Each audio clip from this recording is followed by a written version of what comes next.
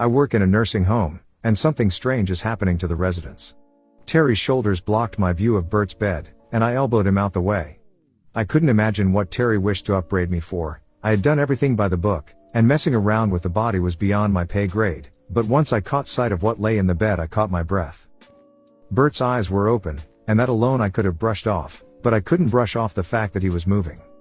His arms were twitching, small, jerking movements that somehow reminded me of the experiments done on frogs' legs with electricity. And if that weren't enough, his head was moving from side to side in tiny, negative gestures, shaking away the notion that he was dead, denying it all. His rheumy eyes flicked towards me when I gasped, lips pulling back from his teeth in a ghastly attempt at a smile. His gums were blue and shrunk back, making his teeth look too big for his mouth. "Hello," he rasped, his voice sounding thick and wet, and somehow as if it came from a great distance. "Dead, is he?" said Terry, looking pretty lively to me. He was glaring at me. I was aware of the pressure of his gaze, and the reproval it held, but in that moment I didn't care about his opinion of me. I should have been happy with my mistake, I suppose. I should have been glad my friend Bert was still with us. But I couldn't be glad. He had died, you see. I had no doubt of that. He had died, and no matter what your stance on religion and the soul's purpose, I had been in that room with an empty shell before I had gone to see Terry. There was no getting around it. Bert was struggling, and it seemed he wanted to sit up.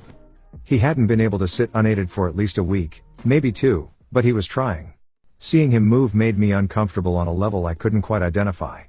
It was as if I was watching stop-motion animation that had been badly executed, with gaps in the animation, and his lurches seemed to happen far too slowly.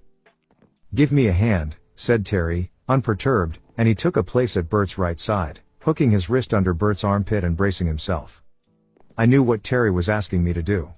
It was a basic task I had executed a multitude of times, a simple propping up of a resident in a sitting position, but I couldn't bring myself to do it. It would mean touching Bert, and all of a sudden the idea of touching him was disgusting. I hung back, reluctant to make any form of contact, and Terry clicked his tongue at me over his shoulder. "Come on," he urged. Despite my reticence, I found my feet moving by instinct. I was a good worker. Conscientious and always ready to help. I didn't give a shit about the company that paid my wages, but I gave a shit about the people I cared for, and when someone asked me to help one of them, I always helped. I took myself to Bert's left side. I knew what I had to do, had done it countless times, but on this occasion I hesitated. I didn't want to touch him.